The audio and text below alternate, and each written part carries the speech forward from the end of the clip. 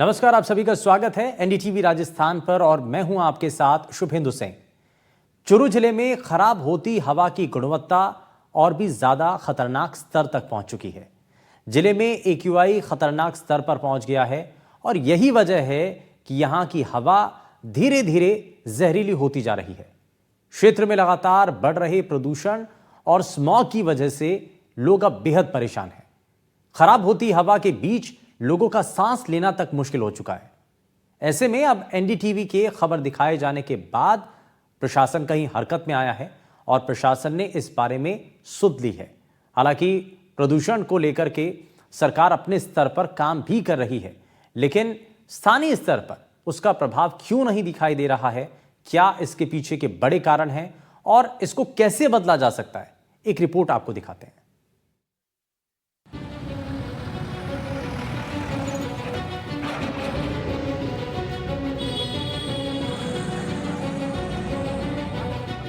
चूरू जिले में तापमान में कमी और प्रदूषण का प्रकोप लगातार बढ़ता जा रहा है।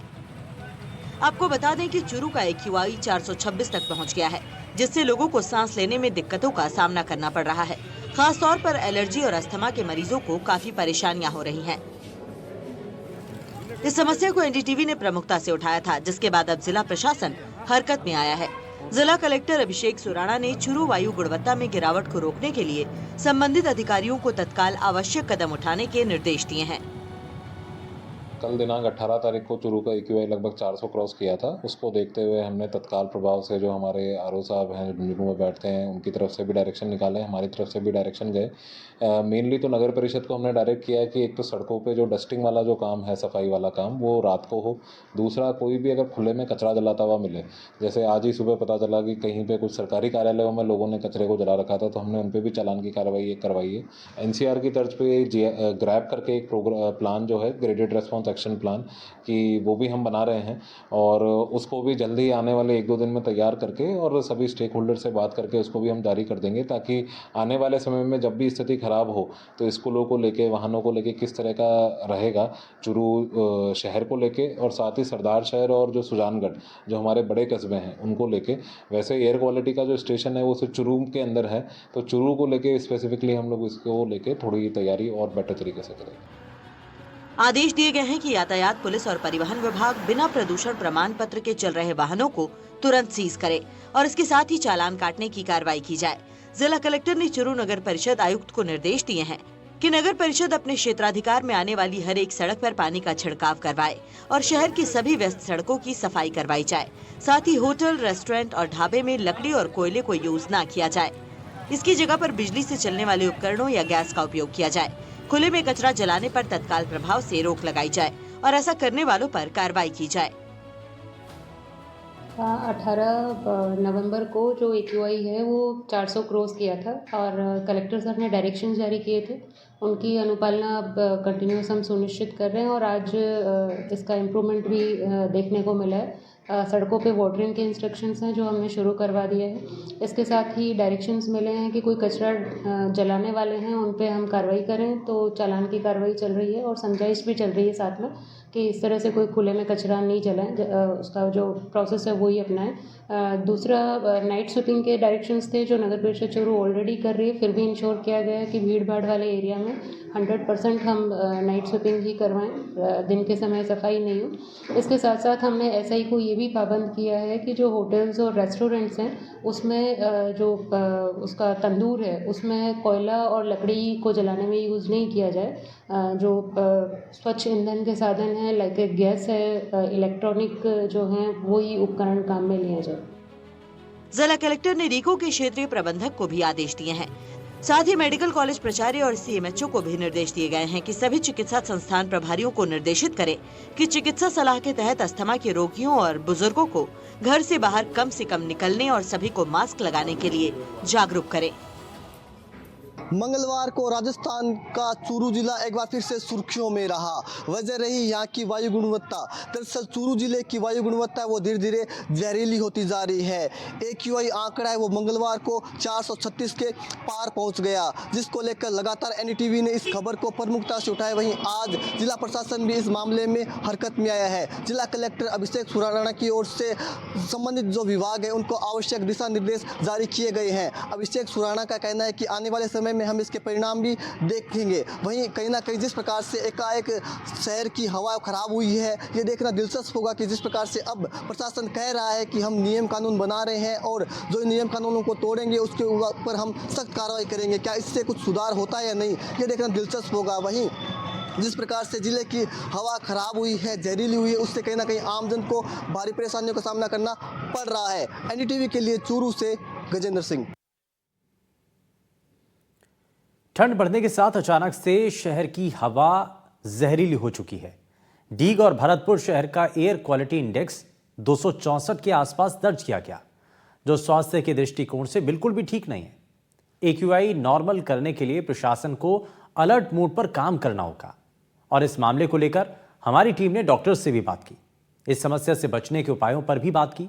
डॉक्टर राकेश खत्री का कहना है कि AQI का इतना ज्यादा होना ये बहुत ज्यादा खतरनाक है, बहुत ज्यादा घातक है। इस समय बच्चों और बुजुर्गों को घर पर ही रहना चाहिए। खांसी, जुकाम और सांस लेने में तकलीफ होने पर तुरंत डॉक्टर के पास जाएं।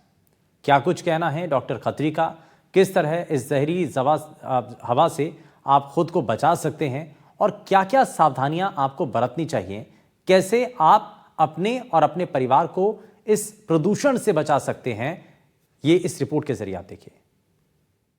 इस प्रकार कोरोना के टाइम पर क्षेत्र के अंदर एक महामारी फैली थी, उसी प्रकार जो जहरीली गैस अब डीग जिले और भरतपुर के अंदर जो NCR जो क्षेत्र आता है उसके अंदर प्रवेश की है। कहीं ना कहीं डॉक्टर इसको एक खतरा इंसान के लिए बता रहे हैं। जहां पॉल्यूशन अधिकारी ने बताया है कि जो AQI है जो जिसको एयर में वायु मापी जाती है, जिसमें कितनी यहाँ पर प्रदूषित है, जहाँ पर 260 के करीब भरतपुर और डीग की मापी गई है और जो एक इंसान के लिए खतरा है। यह फर्स्ट स्टेज की है। इसके बाद अगर 300 या 400 से ऊपर जाती है तो इंसान के लिए खतरा साबित कर सकता है। जहां डॉक्टर्स इसमें हिदायत देते हैं कि जो भी अस्थमा से ग्रसित है, जिसको खांसी व जुकाम हो चुका है, वो अपने घर पर रहें और अपने मास्क का अधिक से अधिक उपयोग करें। सबसे पहले इस समस्या से आंखों में जलन होती है, सांस लेने में तकलीफें आती है। आपने देखा होगा कि 24 घंटे के अंदर जो अचानक मौसम ने बदलाव लिया है और कोहरे जैसी एक परत बनाई है, उसमें कहीं ना कहीं एक जहरीली गैस जो पॉल्यूशन माना जा रहा है, जिसमें पॉल्यूशन अधिकारी ने बताया है कि हमें कि 24 घंटे के अंदर जो मापन किया गया है कि जो डीग और भरतपुर के अंदर 260 AQI नापा गया है, जो इंसान के लिए एक खतरनाक है, जो कि 100 के करीब AQI 24 घंटे से पहले था, जो सीमित था बिल्कुल। जहां डॉक्टर्स इसमें साफ सुथरा निर्देश दे रहे हैं कि बच्चे अपने घर पर रहें और मास्क का उपयोग करें। जहां देखा जाए तो हरियाणा और दिल्ली जैसे क्षेत्रों में जहां पर कई स्कूल सरकारी स्कूलों की छुट्टी भी कर दी गई हैं और जिसको देखते हुए अब डीग प्रशासन और जो NCR में आने भरतपुर डीग प्रशासन अलर्ट हो चुके हैं। हम डॉक्टर से भी जानेंगे कि क्या इसके लक्षण हैं और क्या AQI जो पॉल्यूशन बढ़ता है जो हवा में, ये इंसान के लिए कितना नुकसान करती है। लगातार NCR के अंदर AQI एयर क्वालिटी इंडेक्स बढ़ने के कारण जो जहरीली गैस मानी जा रही है, जो पॉल्यूशन के कारण, जहां पर लोगों की आंखों में जलन, सांस लेने में तकलीफ और जहां अल्टीमेट दिया गया है कि बच्चे और जो बुजुर्ग लोग अपने घर से ना निकले और अधिक से अधिक मास्क का प्रयोग करें। मेरे साथ यहां पर है डॉक्टर राकेश खत्री, उनसे जानेंगे इसके बचाव क्या हैं और क्या परामर्श हैं और क्या ये आगे गाइडलाइन देना चाहते हैं। जी सर, जिस प्रकार AQI बढ़ा है अपने NCR के अंदर, देखा गया है कि 24 घंटे में अचानक कोहरा हुआ, तो क्या कहना चाहते हैं? जब भी एयर अच्छी क्वालिटी इंडेक्स सब बिगड़ता है, जब या तो कंस्ट्रक्शन काम चल रहा हो या जैसे पराली वगैरह लोग जलाते हैं या फिर वो करते हैं जैसे कोई जो मतलब होता है ना घर में जो भी वस्तुएं जलाते हैं लोग, उससे धुआं उठता है, धुएं से एयर क्वालिटी इंडेक्स बिगड़ता है, जिससे जहरीली गैस बन जाती है, कार्बन डाइऑक्साइड की मात्रा ज़्यादा होती है, जिससे सांस लेने में दिक्कत होती है, आंखों में जलन होती है, खुजली हो जाएगी, गले में खराश हो जाएगी। तो इससे सांस जो अस्थमा के मरीज होते हैं उनको बहुत ज़्यादा दिक्कत बढ़ जाती है। देखा है कि सर जैसा कि 100 नॉर्मल AQI मापी जाती है और उसके ऊपर चलती है, तो अपने यहाँ पर 264 के करीब जो भरतपुर और डी के अंदर NCR में मानी गई है, क्या कहना चाहते हो सर इसको? तो 200 भी ज़्यादा है। वैसे जनरली क्या होता है कि 100 तक होनी चाहिए, AQI जब 100 तक रखते हैं, अगर 200 है तो इसका मतलब खतरनाक उसमें जा रहे हो, और 300 ज़्यादा बहुत ज़्यादा घातक हो जाती है। तो अपने को कम से कम होना चाहिए। इसमें क्या होता है, जैसे पानी का छिड़काव कराओ, लोग पराली नहीं जलाएं, और जैसे कि जस्ट कंस्ट्रक्शन काम होता है इसको नहीं करना चाहिए, मट्टी वगैरह इससे धूल मट्टी से इससे बचाव करना चाहिए, और जैसे पानी छिड़काना चाहिए, ये काम करना चाहिए। देखा गया कि सर जैसे कि बुजुर्ग लोगों में अधिकतर अस्थमा और जुकाम की समस्या, अब सर्दी का मौसम चल चुका है और मौसम का बदलाव भी आ चुका है, क्या ट्रीटमेंट, क्या परामर्श है फर्स्ट एड अगर सांस लेने में तकलीफ आती है?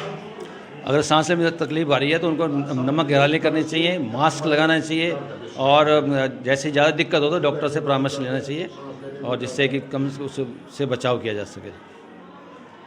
सर देखा गया है कि अधिकतर जैसे कि जहरीली गैस का प्रकोप बढ़ रहा है, पॉल्यूशन की ओर अधिकतर बच्चे ग्रसित होते हैं, कई बार खुजली होने लग जाती है, आंखों में जलन होने लग जाती है, कहीं ना कहीं AQI का ही प्रकोप माना जाता है क्या? बिल्कुल, AQI बढ़ेगा तो उससे ये चीज़ें होंगी, आंखों में जलन भी होगी, खुजली वगैरह हो जाएगी, खांसी बढ़ जाएगी, सांस लेने तकलीफें होंगी, बहुत ज़्यादा अनिद्रा होएगी, नींद नहीं आएगी, इस तरह की दिक्कतें आती हैं। सर क्या फिर लोगों को आप संदेश देना चाहते हैं और आपकी ओर से गाइडलाइन देना चाहते हैं? आप डॉक्टर्स हो, इस समय सरकारी कर्मचारी हो, जैसे कि आपके पास मरीज आ रहे हैं, किस प्रकार मरीज आ रहे हैं बच्चों के और बुजुर्गों के साथ? ऐसे में अगर कुछ तरह का कुछ जहाँ पे AQI बढ़ जाता है तो उसमें अपने को यही ध्यान रखना होता है कि बाहर निकलो तो मास्क लगाओ, गीला कपड़ा रखो अपने चेहरे पर, या फिर वो करो क्या चीज़, जैसे जो लोग पराली वगैरह जलाते हैं ये नहीं जलाएँ, धुएँ वगैरह से दूर रहें, मट्टी वगैरह से बचें, जहाँ कंस्ट्रक्शन हो रहा है उससे बच के रहें, और माला इस तरह होती है तो तुम डॉक्टर से संपर्क करें। जागरूक अभियान को लेकर क्या कहना चाहते हो इस मामले में आप? आदमी को अपने ज़्यादा से ज़्यादा ये ध्यान रखना चाहिए कि अपने को जैसे लोग बाग जहाँ धुआं वगैरह कम करें, मट्टी या कंस्ट्रक्शन काम को रोकें, है ना, और मतलब मास्क वगैरह लगा के बाहर निकलें।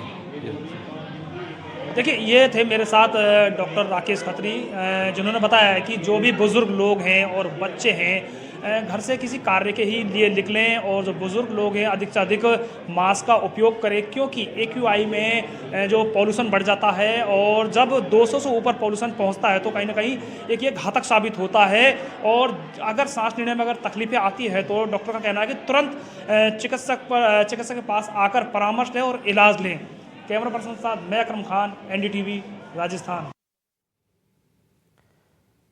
तो अब जरा आपको ग्राफिक्स के जरिए भी दिखाते हैं कि कैसे ये आपके लिए और आपके परिवार के लोगों के लिए खतरनाक और घातक साबित हो रहा है, और हवा में जो प्रदूषण का जहर घुल रहा है ये कितना ज़्यादा नुकसानदायक है। दरअसल हवा में जो जहर घुल रहा है, दरअसल एयर प्योरीफायर का आपको इस्तेमाल करना चाहिए। क्या करना चाहिए ये आपको बता रहे थे। दरअसल N95 या N99 मास्क आपको इस दौरान पहनना चाहिए। सुबह और शाम के समय बाहर जाने से आपको बचना चाहिए, मॉर्निंग वॉक आपको नहीं करनी चाहिए।